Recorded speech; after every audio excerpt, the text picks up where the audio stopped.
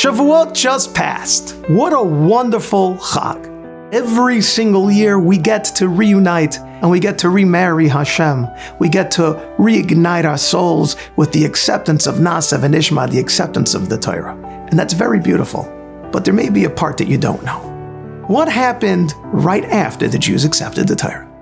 The Gemara tells us that the Satan comes to Hashem and says, "Where is the Torah?"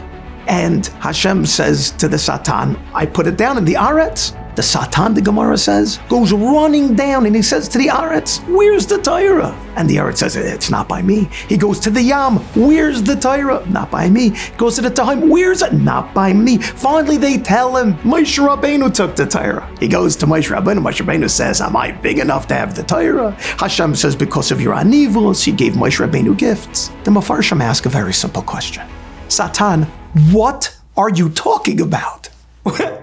You, Satan, were here when Moshe Rabbeinu came to get the Torah. Not only were you happy that he took the Torah, you even gave him a gift of the secret of the Ketairos to go and ward off death by a plague. Why did you all of a sudden say, "Torah heichani"? Where is the Torah?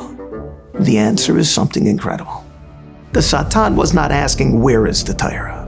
The Satan was asking, says the Marsha, who took the Torah and thinks that they can keep it? Where is the Torah at? The Satan wanted to come and attack.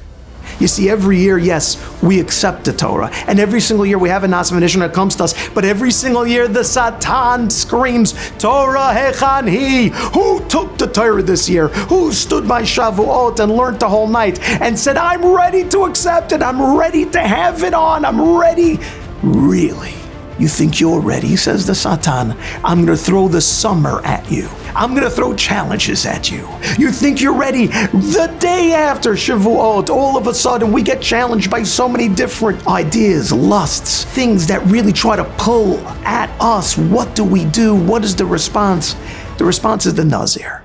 What is so incredible about the Nazir? He decides he's not going to take a haircut, he's not going to drink wine, and he's not going to become Tameh. Honestly, big deal. You and I can probably become a Nazir easily for 30 days. The Torah calls him Kadosh. The Torah says, "Pshwa, did you see what this guy did? Why is it so incredible?"